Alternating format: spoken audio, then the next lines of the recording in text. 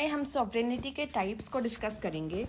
For a quick recap मैं बता दूं आप लोगों को कि सॉवरेनिटी का मीनिंग होता है supreme authority.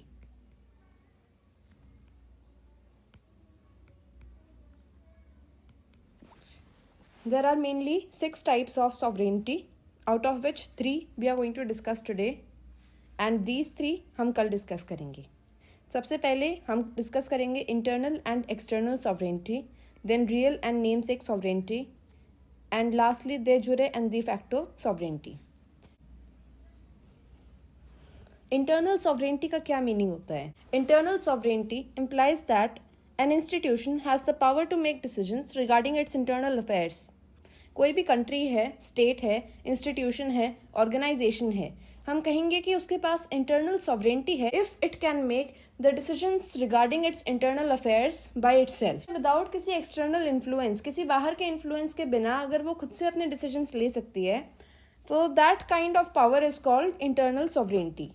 For example, India exercised its power of internal sovereignty and revoked special status of Jammu and Kashmir.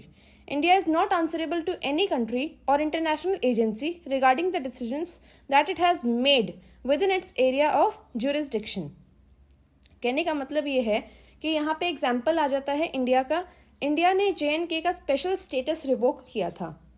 Since this decision was regarding an internal affair of India, therefore India is not answerable to any one. अब चाहे पाकिस्तान कहता रहे कि आपने किन grounds पे ये sovereign, अब चाहे पाकिस्तान पूछता रहे कि आपने किस ग्राउंड पे अब चाहे पाकिस्तान पूछता रहे कि आपने किस ग्राउंड पे Jammu and Kashmir special status revoke किया है, but India is not bound to answer that kind of questions. Now यहाँ पे I have used a word called jurisdiction. What does it mean by jurisdiction? Jurisdiction means the power to make legal decisions and judgments. Legal decisions and judgments. For example, अगर हम एक city की बात करें, चाहे हम बात कर लेते, चलो न्यू दिल्ली की बात कर लेते हैं, ठीक है? तो न्यू दिल्ली में एक हाई कोर्ट है. That high court is bound to solve all the cases that are occurring in this territory. But that high court is not bound to solve the decisions that are occurring, say, in Bangalore. So, for Delhi's high court, this region, New Delhi, is its area of jurisdiction. कहने का मतलब है कि in this territory, the Delhi High Court can take legal decisions and pass judgments. Next topic is external sovereignty. It implies that the nation or a state will not be answerable to anyone regarding any kind of foreign policy that it wants to follow. India अगर किसी भी दूसरे country के साथ XYZ, मान लो श्रीलंका के साथ कोई रिलेशनशिप मेंटेन करना चाहता है, तो उसके लिए वो किसी भी एक दूसरी country, for example Pakistan, China, US etcetera को आंसरेबल नहीं है। UN को आंसरेबल नहीं है इंडिया, यूरोपियन यूनियन को आंसरेबल नहीं है India. India can decide for its foreign policy by itself. कोई भी एक्सटर्नल एजेंसी को या फिर दूसरे कंट्री को India is not answerable. India is not answerable to anyone for the kind of foreign policy it wants to follow regarding any country, say Bangladesh, China, Australia etcetera. इनके साथ इन कोई भी कंट्री हो, इंडिया के अलावा कोई भी कंट्री है जिसके साथ इंडिया के रिलेशनशिप्स हैं, वो किस तरीके के रिलेशनशिप्स मेंटेन करता है किसी कंट्री के साथ, India is not answerable to anyone regarding that. Next है de jure and de facto sovereignty. What does it mean by de jure? De jure literally means in law and de facto literally means in fact. Fact से याद रख लो, de facto means in fact, और इसके अलावा दूसरा जो बचा वो है दे जुरे which means in law. What does it imply here? It implies that sometimes one organization might have sovereignty according to law, but it might not have the real sovereignty, and the actually or real sovereignty, the factual sovereignty might be with someone else. यहाँ पे देखो de jure का meaning I have specially mentioned कि it means lawfully and legitimately, while इसका opposite है de facto, and de facto means unlawfully, illicitly, illegitimately, actual, factual, existent या real. कोई भी वर्ड आपको याद रखना है आप याद रखिए, सबसे ईजी है एक्चुअल एंड रियल। तो कहने का मतलब ये है कि दे जुरे में किसी को हम पावर देते हैं लॉफुली अकॉर्डिंग टू लॉ, लेकिन एक्चुअली में उसके पास पावर है कि नहीं है, that is not confirmed. So actual power जिसके पास है वो कहलाता है कि दैट इंस्टीट्यूशन और that person has the de facto sovereignty. Sometimes there are conflicts between the official truth and the popular truth. Sometimes there are conflicts between the official truth and the popular truth. What does it mean? It implies that sometimes the official truth might be कि lawfully हमने किसी एक इंसान को power दे रखी है. That might be the official truth. But actually में क्या वो पावर एक्सरसाइज कर पा रहा है व्यक्ति? That is not sure. In practice may be कोई XYZ person जो कि lawfully जिसको पावर नहीं मिली है, that person might be exercising power. So that is the popular truth. For example currently अगर आप म्यांमार की बात करें, म्यांमार, तो लॉफुली म्यांमार में जो आंग सांग सूची की गवर्नमेंट है that had the power. So we can say that Aung San सूचीज government had the de jure sovereignty, but still the power was exercised by its military junta. So therefore this can be the classic example of de jure and de facto sovereignty. Besides this एक और example है the Israel Palestine. एक conflict है ये. Israel का map देख लेते हैं एक बार. This is the map of Israel. यहाँ से मैं ये जो येलो में मार्क कर रही हूँ, this is the map of Israel. Israel declare करता है कि ये पूरा का पूरा जो ट्रायंगुलर शेप का लैंड है इट बिलोंग्स टू इसराइल. ठीक है. अभी इसमें कुछ डिस्प्यूटेड रीजन्स हैं. सबसे पहला डिस्प्यूटेड रीजन है ये. This is called the West Bank region. This is the West Bank region. Second disputed region is this. This is called the Gaza Strip. The third disputed region is Golan Heights. It is a plateau. Golan Heights is the third disputed region. But Israel declares that all these regions are a part of Israel. Okay. Although in these smaller parts, that is the West Bank and the Gaza Strip, यहाँ पे government operate करती है. Basically problem क्या है कि Israel is composed of Jews. Israel is a Jewish nation, but these regions within Israel are Muslim majority regions. तो यहाँ के लोग ज्यूज की सुप्रीमेसी एक्सेप्ट नहीं करते. These people declared themselves to be a part of a nation called Palestine. यहाँ पे government भी ऑपरेट करती है बट ओनली इन लॉ. उसको काफ़ी सारी countries, Palestine has got recognition from a lot of countries, but it can not actually exercise real power. Actually में इन दोनों रीजन्स के सारे डिसीजंस इसराइल खुद लेता है. सो देयरफॉर इसराइल यहाँ पे has the de facto sovereignty, while these regions have a government called the Palestinian government. So this Palestinian government has the de jure sovereignty. We have discussed the land parts. I told you that this part is the mainland Israel. This is the Golan Heights region. This is the West Banks region. This is the Gaza Strip. Okay. So we are not concerned about all of this. We are concerned about the water bodies that are surrounding Israel now. So सबसे पहले water body है Mediterranean सी.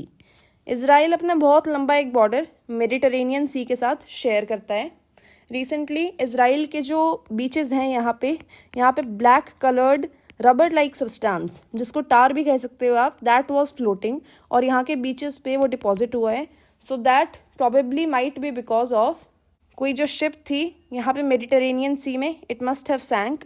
या तो वो fuel ही carry कर रही थी या उसका खुद का जो फ्यूल टैंक था it must have spilled, and उसकी वजह से जो टार था it was washed away on the shores of Israel. हमें इतना ये सब करने की अभी ज़रूरत नहीं है. We are focusing on the conceptual part right now. जो करंट अफेयर्स वाले पार्ट्स होंगे we will discuss it later, not now. So यहाँ पे इसराइल का एक बॉर्डर शेयर होता है लेबनान के साथ. Israel shares a border with Lebanon.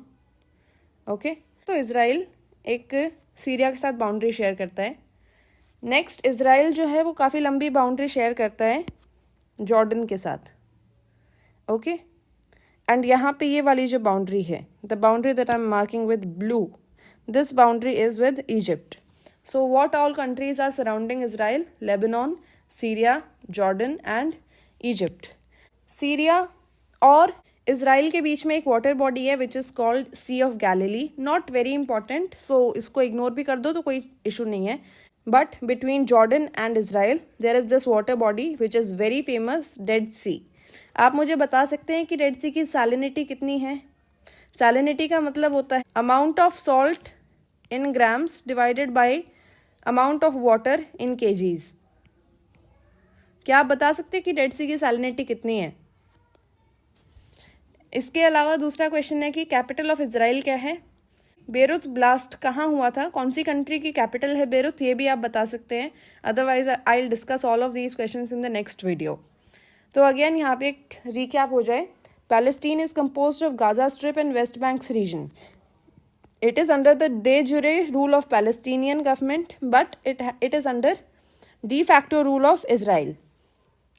So this is another realistic map of Israel. आपको अगर screenshot लेना है आप ले सकते हो. Otherwise you can directly go to Google and type Israel. वहाँ पे आपको Google Maps में भी ये सब देखने को मिल जाएगा. You can read the map. Second example of de jure and de facto sovereignty can be Manmohan Singh and Sonia Gandhi.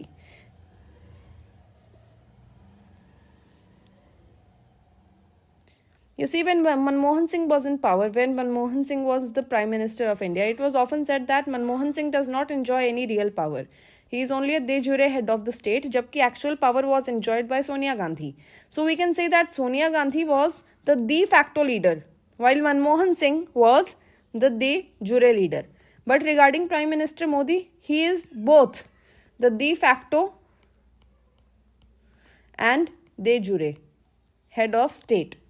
Similarly, regarding the Imran Khan government, Imran Khan, the Prime Minister of Pakistan, can be considered the de jure head of Pakistan because he does not exercise any real power, while the Pakistani army, which controls almost all sectors of the Pakistani administration, can be considered the de facto ruler of Pakistan. The last topic for today is real and nominal sovereignty. What does it mean by real and nominal sovereignty? Real sovereignty implies that the person has a real power. The person has some real or actual power. For example, Prime Minister of India. For example, Prime Minister of UK. आप बता सकते हैं कि Prime Minister of UK है कौन? तो ये जो लोग हैं जिनके मैंने अभी अभी नाम लिया, they enjoy the real power. यानी एक्चुअल जो स्टेट के डिसीजंस हैं, एक्चुअल जो कंट्री के डिसीजंस हैं, ये लोग ही लेते हैं. They enjoy the real power and they are the real seat of power. यानी पावर एक्चुअली में इनके पास है. So they enjoy real sovereign, while nominal implies that the sovereignty is only namesake. Only namesake sovereignty is called nominal sovereignty. It is enjoyed by President of India, and in UK it is enjoyed by the Queen. President of India is only the namesake head of the state because actual power resides with the Prime Minister of India. तो जो President of India है, he is supposed to act on the aid and advice of Council of Ministers, and Council of Ministers का head होता है हमेशा Prime Minister of India. So basically जो भी prime minister of India चाहेगा वही करेगी काउंसिल ऑफ मिनिस्टर्स, एंड जो भी काउंसिल ऑफ मिनिस्टर्स कहेंगे वही करेंगे हमारे president of India. So therefore president of India does not enjoy any real power. He has to act on the aid and advice of council of ministers. And similar is the case with queen of UK. उनके पास actually में कोई power नहीं है. She is only the namesake queen of England. वो कोई decision नहीं ले सकती रिगार्डिंग इंग्लैंड. कोई रेवेन्यू डिस्ट्रीब्यूशन का डिसीजन वो नहीं ले सकती. So they enjoy only the nominal power. They only enjoy the nominal power, while the real power is enjoyed by other people of the country. For example, in India it is enjoyed by Prime Minister of India, and in UK it is enjoyed by Prime Minister of UK. So that was all for today. I hope you enjoyed the video. If you enjoyed it, you can like it, you can share it with your friends and family, and please subscribe to the channel. Press the bell icon for latest notifications, and thank you.